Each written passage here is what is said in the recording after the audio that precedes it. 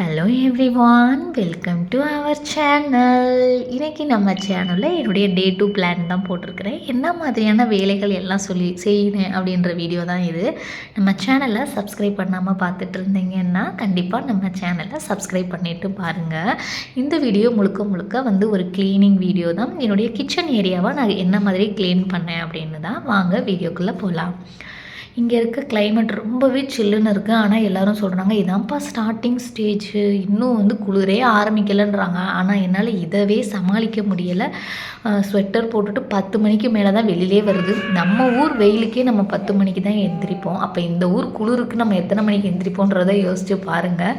11 மணிக்கிட்ட தான் வெயிலும் வருது. அந்த வெயிலே பார்த்திங்கன்னா இப்போ இந்த வீடியோவில் இருக்குது பார்த்திங்களா, இவ்வளோ தூரம் தாங்க வருது. மேலே ஏறி வரவே மாட்டுது.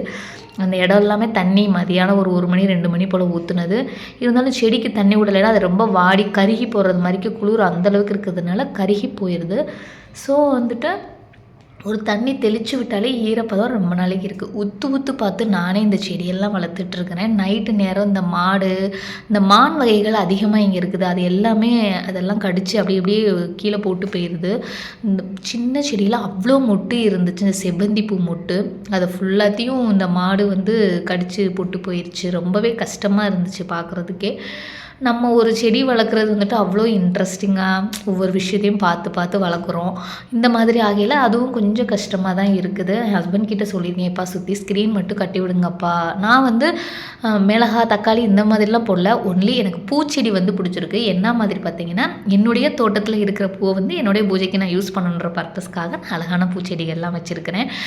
சரி அப்படி அந்த வேலையெல்லாம் பார்த்து முடிச்சுட்டு எப்போயுமே காலையில் எழுந்திரிச்சதுமே அந்த செடிகளை ஃபுல்லாக பார்த்து கொஞ்சம் நேரம் பேசிட்டு தான் உள்ளே வருவேன். அடுத்து காஃபி டைம் முடிஞ்சதுக்கப்புறம் என்ன மாதிரி க்ளீனிங் ஒர்க் இருக்குது, துவைக்கிற ஒர்க் இருக்குது, இதெல்லாம் பார்க்க ஆரம்பிச்சிடுவேன். இன்றைக்கி கிச்சன் ஏரியாவில் வேலை கொஞ்சம் இன்றைக்கி கம்மியாக தான் இருந்துச்சு. குளிர் நேரம் அதிகம் தண்ணி பழங்காததுனால அப்பைக்கு குளிக்கிறோமா அதே ஈரக்கையோட எல்லா வேலையுமே டக்குன்னு முடிச்சிடுறது மாதிரிக்கே இருக்கிறதுனால வேலையுமே ஈஸியாக தான் இருக்குது. தட்டு இது எல்லாமே அப்பப்போ வெயில் நேரம்னா கொஞ்சம் அசால்ட்டாக போட்டு வச்சுருவேன். இப்போ குளிருதுன்றதுனாலேயே கை கழுவும் போதே சேர்த்து அந்த ஒரு தட்டையும் கழுவிட்டு வந்துடுறது. அதனால் வேலையுமே கம்மியாக தான் இருக்குது. க்ளீனிங் ஒர்க்கு எல்லாமே நான் கம்மி பண்ணிட்டேன். சரி கொஞ்சம் வேலை இல்லை, இந்த கிச்சன் ஜன்னல் ஏரியா இதை ஃபுல்லாமே க்ளீன் பண்ணிடுவோன்னு சொல்லிட்டு தான் க்ளீன் பண்ணிகிட்ருந்தேன். நான் ஆல்ரெடி சொல்லியிருந்தேன் இல்லைங்களா, டெம்ப்ரவரியாக தான் இந்த ஸ்டிக்கர் ஒட்டியிருக்கிறேன். இது எத்தனை நாளைக்கு வரும்னு தெரியலைன்னு. இது ஒட்டி ஒரு 2 வீக்ஸ் இருக்கும்னு நினைக்கிறேன். இப்போ வரைக்கும் எந்த பிரச்சனையும் இல்லை, நல்லா தான் இருக்குது. மேலே இன்னும் இந்த டெக்கரேட் ஐடியாலாம் பண்ணணுன்ற ஒரு பிளான் இருக்குது. ஆனால் என்ன மாதிரியான பண்ணணும், ஏன்னா சடனாக தான் நம்மளுக்கு அந்த ஒரு பிளானிங் ஐடியாலாம் வரும் இல்லைங்களா, இந்த மாதிரி டெக்கர் பண்ணால் அழகாக இருக்கும். இப்போதைக்கு என்னுடைய மைண்ட் செட்டில் கிச்சனை என்ன மாதிரியாக டெக்கர் பண்ணால் அழகாக இருக்கும், நீட் அண்ட் க்ளீனாக வச்சுருக்கிறேன். பட் எந்த அளவுக்கு டெக்கர் பண்ணால் அழகாக இருக்கும், ஆர்டிஃபிஷியல் ஃப்ளவர்ஸ் வைக்கலாமா, இல்லைனா நேச்சுரலாக இருக்கக்கூடிய அந்த மணி பிளான்ட் வகையிலே 4-5 இருக்குது இங்கே, அந்த மாதிரியான பிளான்ட்ஸ் வைக்கலாமா, இல்லை கொசு வருமா, இதெல்லாம் நான் யோசிச்சுட்டு இருக்கிறேன்.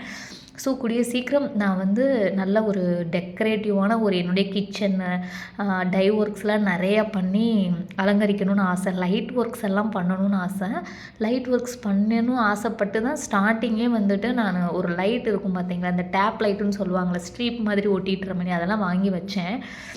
அது ஊருக்கு அந்த ஒரு 2 மந்த்லேயே ஊருக்கு கிளம்ப வேண்டியதுனால அப்படியே ரோல் பண்ணதோடையே வச்சுட்டு போயிருந்தேன். ரிட்டன் பார்க்குறப்போ அது ரொம்ப ஒரு மாதிரி ஸ்டிக்கி ஆயிடுச்சு. அப்புறம் அது யூஸ்லெஸ் ஆயிடுச்சு. நெக்ஸ்ட்டு பிளான் இருக்குது. இதை ஃபுல்லாமே ஒரு லைட் செட்டிங்ஸோடு பண்ணணும். கிச்சனை டெக்கோராக அழகாக காட்டணும் அப்படின்னு சொல்லிட்டு. ஆனால் டெய்லி நார்மலான ஒரு க்ளீனிங் ஒர்க்ஸ் பார்க்குறது, குழந்தைங்களுக்கு சாப்பாடு ரெடி பண்ணுறது, இந்த அளவுக்கு தான் என்னால் வீடியோ ஷூட் பண்ணி ஒரு எடிட் பண்ணக்கூடிய அளவுக்கு நான் ஒரு எஜுகேட் ஆகியிருக்கேன்னு சொல்லுவேன். இன்னும் ஆனால் நிறையா வீடியோ எடிட்டிங்கு, வாய்ஸ் கொடுக்குறது, இது எல்லாமே நிறையா சேஞ்சஸ் பண்ணணுன்றது எனக்கு நல்லா தெரியும். ஆனால் ஃபர்ஸ்ட் இருந்ததுக்கு ஒரு 20% இப்போ பெட்டராக ஒரு சில விஷயம் இப்போ பண்ணிகிட்ருக்கேன்றது தெரியும். ஏன்னா பழக தானே எல்லாமே தெரியும். ஃபர்ஸ்ட் நம்ம ஒரு ட்ரெஸ்ஸிங் சென்ஸாக இருக்கட்டும், கோலம் போடுறதா இருக்கட்டும், மேக்கப்பாக இருக்கட்டும், ரொம்ப ஒரு சைல்டாக தான் பண்ணிகிட்டு இருந்திருப்போம். இப்போ தான் கொஞ்சம் ஒரு மெச்சூரிட்டி ஒரு கோலம் போடுறதுலேயே ஒரு தெளிவு வந்திருக்கும் இல்லைங்களா. அதே மாதிரி தான் என்னுடைய வீடியோவில் ஏதாவது சின்ன தப்பு வாய்ஸ் ஓவர் கொடுக்குறதுல நிறைய மிஸ்டேக்ஸ் விடுவேன். கொஞ்சம் அட்ஜஸ்ட் பண்ணிக்கோங்க. இன்னி வரப்போகிற வீடியோஸ் எல்லாமே சின்ன அப்கிரேடோட்ஸோட நானும் நிறையா விஷயங்கள் இப்போ கற்றுட்டு தான் இருக்கிறேன். நல்ல தெளிவாக நீட் அண்ட் கிளியராக கொடுக்கணுன்றது ஆசை. ஃப்ரெண்ட்ஸ் எல்லாமே சஜெஸ்ட் பண்ணுறது பார்த்தீங்கன்னா, வீடியோ கிளியராக எடுமா அப்படின்னு சொல்கிறாங்க. கான்செப்ட் எல்லாம் நல்லா இருக்குதுன்னு. காஸ்ட்லி ஃபோன் வாங்குற அளவுக்கு நம்மக்கிட்ட அந்த அளவுக்கு பண வசதிலாம் இங்கே பொருளல. ஸோ இது எந்த அளவுக்கு என்னோட மொபைல் வச்சு நீட் அண்ட் கிளியராக ஏன்னா ஸ்டாண்டு தான் யூஸ் பண்ணுறேன்.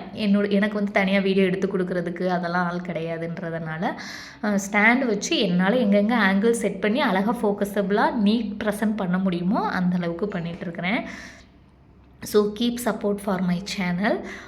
ஃபைனலி வந்து கவுண்டர் டாப் எல்லாமே க்ளீன் பண்ணிட்டேன். ஸ்க்ரப்பர் வந்து மோஸ்ட்லி நான் அவாய்ட் பண்ணிட்டேங்க கவுண்டர் டாப்பில் போடுறதுக்கு. ஏன் அப்படின்னா, அந்த கம்பி மாதிரி தான் யூஸ் பண்ணுறேன், கம்பி நார். அதை வச்சு நான் ஸ்க்ராட்ச் பண்ணையில என்ன பண்ணுதுன்னா, வேகமாகவே அந்த கீழே இருக்கிறது உறிஞ்சிட்டு வந்துடுது. ஸோ கிளாத் வச்சு தான் கிளாத்தில் சோப் ஆயில் தொட்டு இந்த மாதிரி தான் பண்ணிகிட்ருக்கேன். இந்த மாதிரி பண்ணால் கொஞ்சம் லைஃப் இருக்கும் அப்படின்ட்டு, சரி இந்த டைம் இந்த மாதிரி யூஸ் பண்ணி பார்ப்போம். போன டைம் அப்படி யூஸ் பண்ணி தான் எனக்கு ஒரு 1 மந்த் கூட அது 2 மந்த் கூட ஸ்டேபிளாக இல்லை. டக்குன்னு கிழிஞ்சு வந்துருச்சு. ஸோ அது ரொம்பவே அழகாக இருந்துச்சு. கோல்டன் அண்ட் ப்ரௌன் கலரில் இதுவுமே நல்லா இருந்துச்சு. இதை நான் பல்க் ஆர்டர் போட்டு ஒரு 3 இது செட்டாக கம்மியான ரேட்டுக்கு இருந்துச்சுன்னு வாங்கினது. இதுவுமே நல்லா இருந்துச்சு. எனக்கு வந்து தனிப்பட்ட முறையில் ஒயிட் கலரில் இருக்கிற மாதிரி சூஸ் பண்ணோம்னா வீடியோ நல்லா ப்ரெசன்டிவாக தெரியும் அப்படின்ற மைண்ட் செட்டு.